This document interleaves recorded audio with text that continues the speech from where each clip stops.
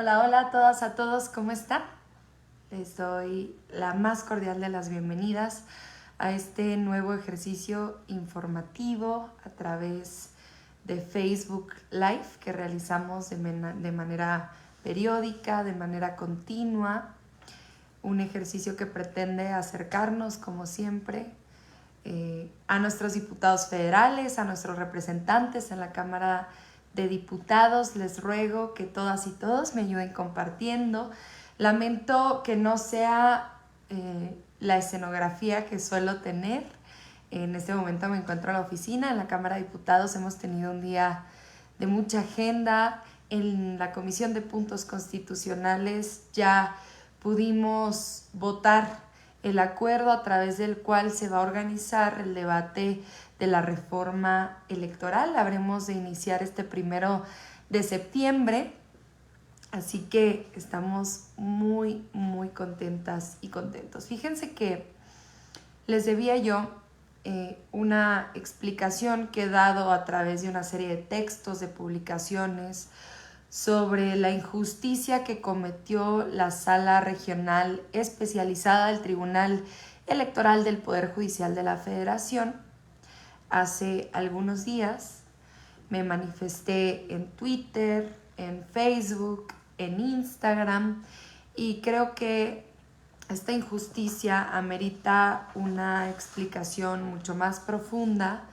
Desde luego, ya hasta el presidente de la República se ha manifestado sobre este tema en la conferencia mañanera, extendiéndonos su solidaridad.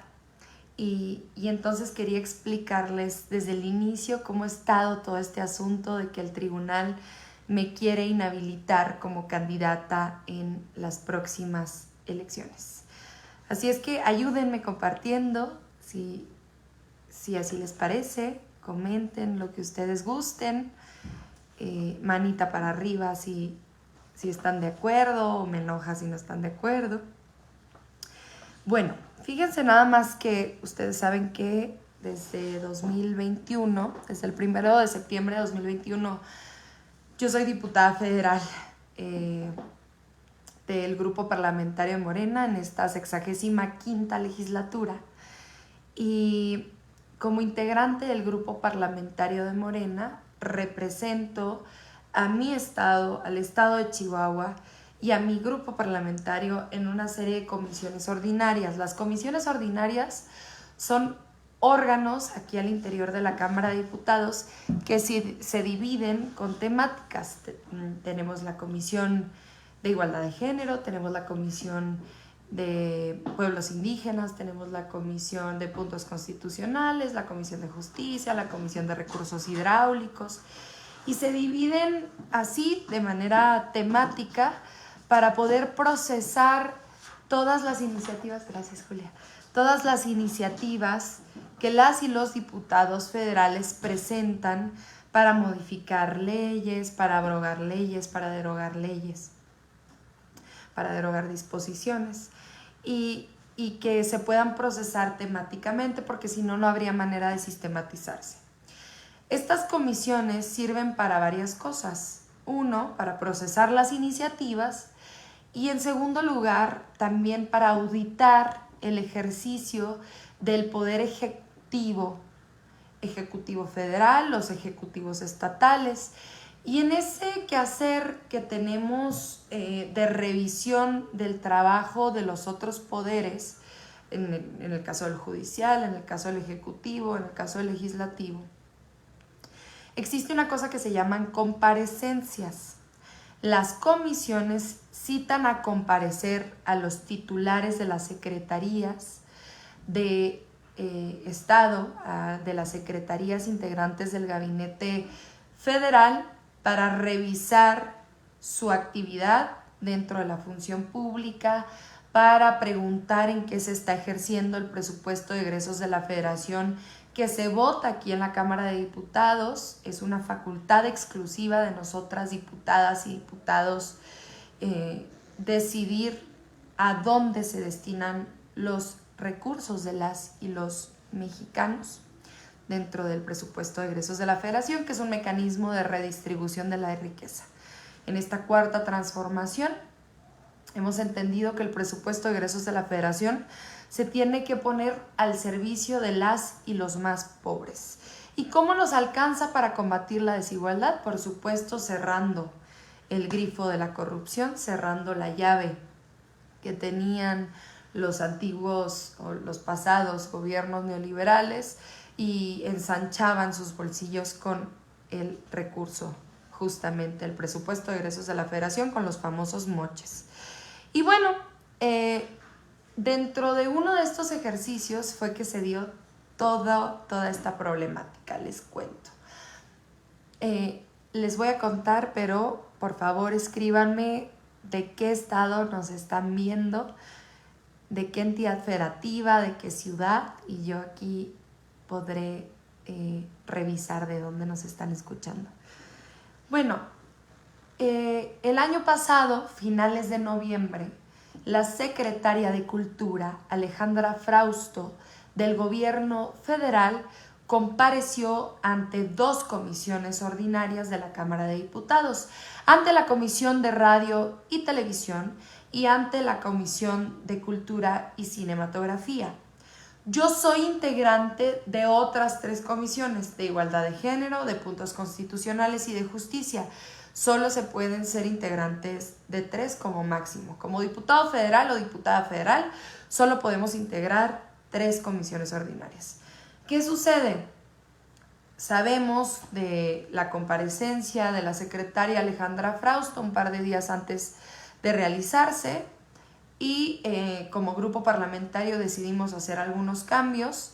Finalmente quedo como integrante provisional de la Comisión de Radio y Televisión para atender la comparecencia de la secretaria Alejandra Frausto y poder posicionar a mi grupo parlamentario. Todos los grupos parlamentarios, Movimiento Ciudadano, PRD, PAN, PRI, PT, Partido Verde y Morena, todos los grupos parlamentarios tenemos derecho a dar un posicionamiento en las comparecencias.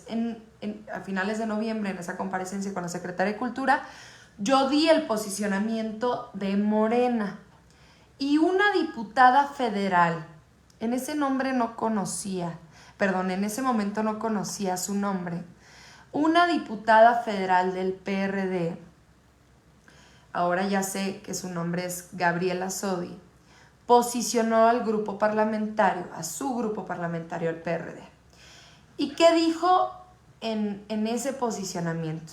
Le dijo a Alejandra Frausto, secretaria de Cultura, que el Fondo de Cultura Económica, que es la casa editorial mexicana, no debería dedicarse a fomentar la lectura. Eso es lo que dijo la diputada Gabriela Sodi del PRD en la comparecencia de la secretaria Alejandra Frausto. ¿Qué hice yo en ese momento? Agarré mi celular y puse una publicación en Twitter, un tweet, y se los voy a mostrar. Puse el siguiente tweet que dice: una diputada federal del PRD, les digo que no conocía su nombre en ese momento, acaba de decir en la comparecencia de nuestra secretaria de Cultura, @Alejandra Frausto, que el Fondo de Cultura Económica no debe dedicarse a fomentar la lectura, con citas, aunque usted no lo crea. Esa fue la publicación que yo hice en Twitter. Ustedes saben que yo soy una enamorada de las redes sociales porque me acercan con mis representadas, con mis representados, no solo en el estado de Chihuahua, sino en las otras 31 entidades federativas. Esa fue la publicación que yo realicé en ese momento. Naturalmente detonó una discusión en redes sociales, diálogo, comentarios de todo tipo, de muchas cuentas. Es un tweet que llegó ya no sé si como a los 7,000 o algo más de likes. Y finalmente, generamos una discusión, una reflexión de que estábamos en contra, evidentemente, de lo que había dicho la diputada Sodi en la comparecencia de la secretaria de Cultura. ¿Qué sucede? Llega el 19 de abril de este año. Fíjense ustedes cuántos meses después. El 19 de abril de este año. Y la diputada Sodi presenta una queja en mi contra ante la Comisión de Quejas y Denuncias del Instituto Nacional Electoral. Es muy importante aclarar esto. Cuando ella interpone una denuncia, lo hace ante el INE. ¿Por qué razón? Porque ella estima que esta publicación es violencia política de género. Sí, ustedes lo escuchan bien. La diputada Sodi interpone una queja en contra mía por esta publicación porque yo estaba cometiendo violencia política de género. Una publicación en donde yo en ningún momento utilizo un calificativo en su contra, en ningún momento me refiero a su capacidad intelectual, en ningún momento me refiero a su físico, en ningún momento la ridiculizo porque es un ejercicio puramente informativo. Si hubiera sido un diputado federal del PRD quien hubiera dicho esto, yo lo hubiera publicado también. Y como no conozco casi a los diputados del PRD, pues a lo mejor en lugar de una diputada federal diría un diputado federal del PRD acaba de decir, ¿no? Es decir, no tiene nada que ver con que la diputada sea mujer. ¿Y qué le contesta el INE? El INE le contesta que no hay elementos de violencia de género en su contra en mi publicación. ¡Ojo! Es importantísimo esto porque con todo y el encono, con todo y el enojo de los consejeros del INE, particularmente su presidente Lorenzo Córdoba y de su dedo chiquito Ciro Murayama, independientemente de eso, estaba tan fuera de lugar la queja de la diputada que hasta ellos tuvieron que reconocer que aquí no había violencia política de género. Entonces le negaron las medidas cautelares que estaba solicitando en mi contra. ¿Qué medidas cautelares? Pues entre ellas eliminar la publicación. Le niegan esas medidas cautelares. ¿Qué sucede después? El INE ordena emplazarnos a las partes, a la denunciada, que soy yo, y a la denunciante, que es la diputada del PRD, Gabriela Sodi. Y allí se inicia un proceso contencioso en mi contra desde el Tribunal Electoral del Poder Judicial de la Federación. En su primera instancia, que es la Sala Regional Especializada, que está integrada por 3 magistrados. 3 magistrados. ¿Qué pasa? A mí se me iba a procesar por violencia política de género y en esa sesión que se llevó a cabo, aquí les encuentro, el pasado 11 de agosto, estos 3 magistrados iban a decidir si yo había cometido violencia política de género. ¿Qué pasa? La ponencia se la turnan al magistrado Luis Espíndola Morales. La ponencia es como le llaman a a quien le toca elaborar el proyecto de sentencia. Al magistrado Luis Espíndola Morales le tocó y Luis Espíndola Morales agarra mi tuit y dice: aquí no hay violencia política de género, esto es un ejercicio puramente informativo.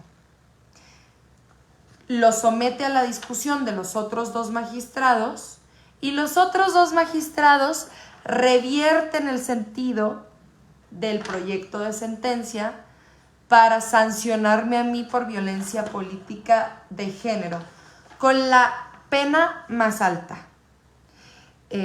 Registrarme dentro del registro nacional de personas sancionadas por violencia en contra de las mujeres durante 3 años, lo que a mí me imposibilitaría, me inhabilitaría como futura candidata en 2024 en caso de que en algún proceso electoral yo quisiera participar. No estoy adelantando vísperas, no estoy en actos anticipados de campaña, simplemente esos son los efectos que genera estar registrado o registrada dentro del Registro Nacional de Personas Sancionadas por Violencia en contra de las Mujeres.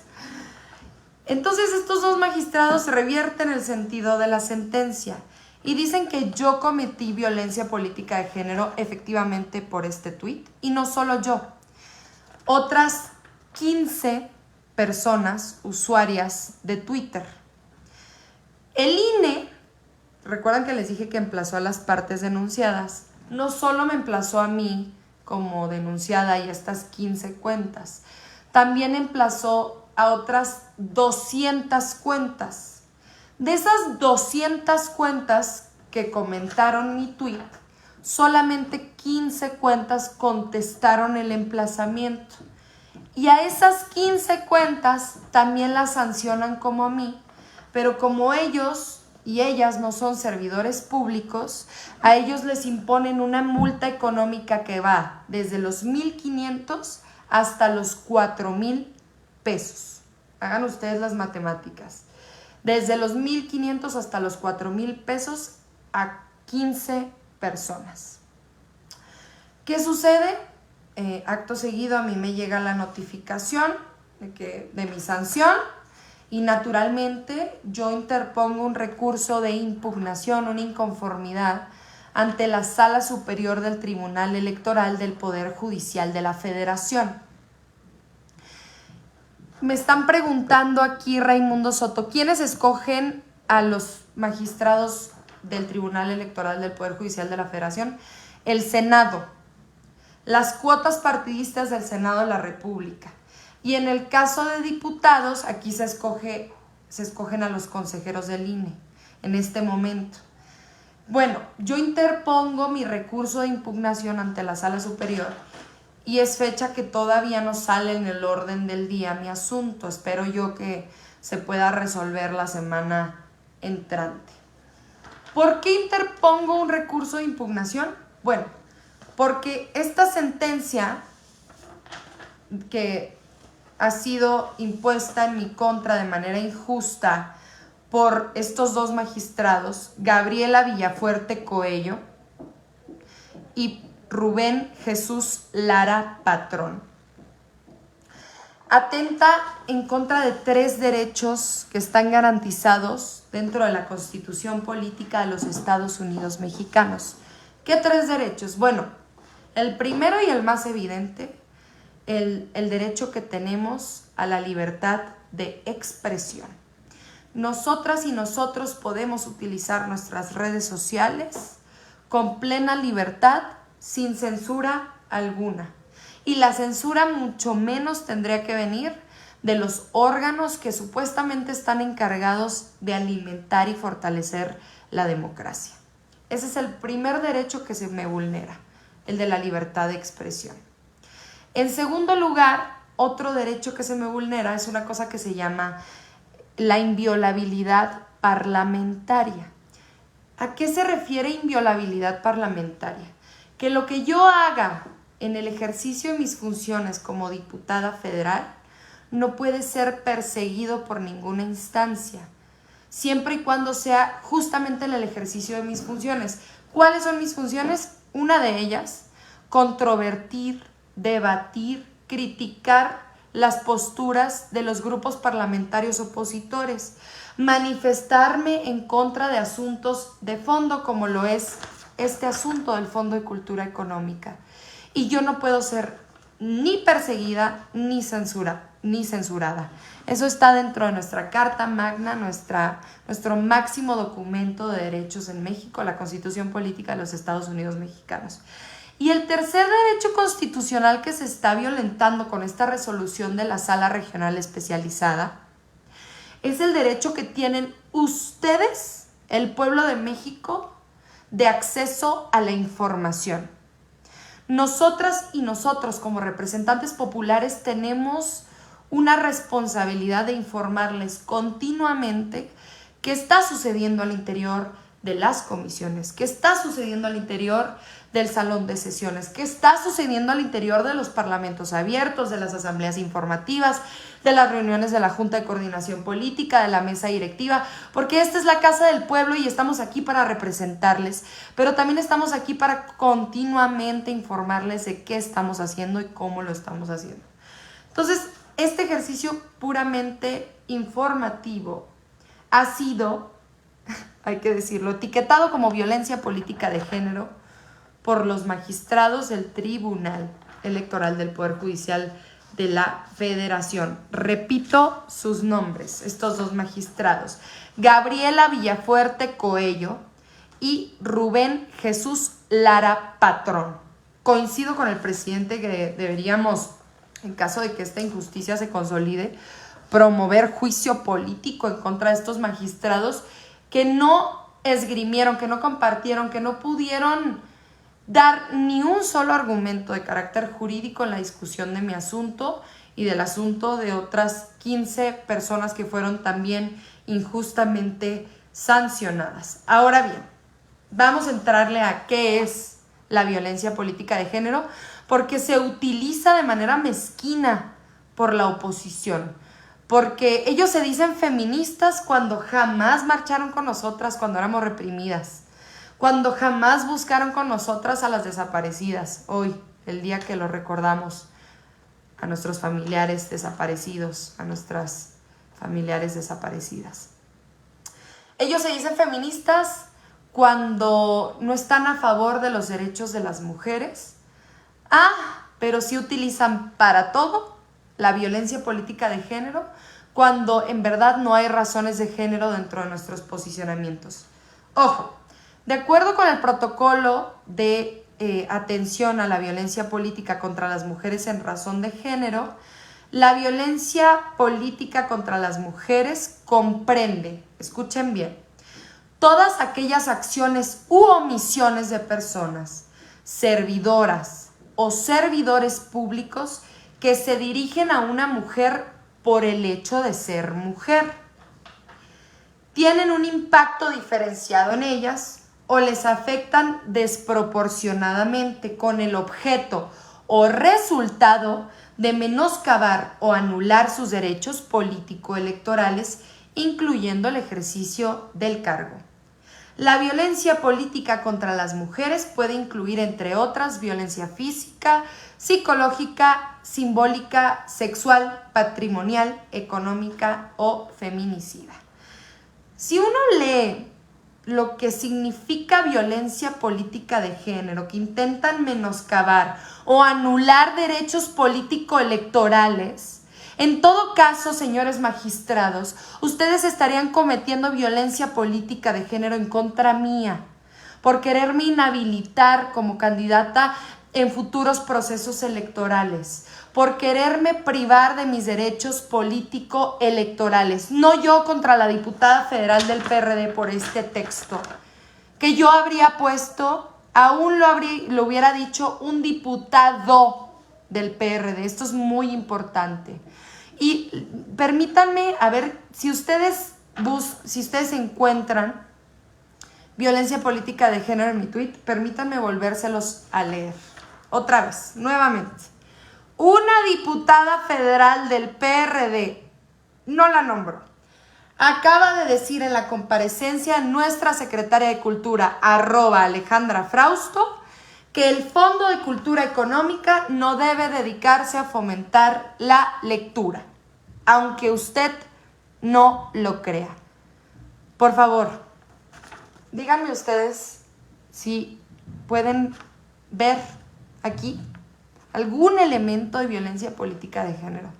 Alguno. Es que es verdaderamente dañino para la democracia mexicana que los órganos que justamente tienen que proteger nuestros derechos político-electorales nos estén privando de ellos.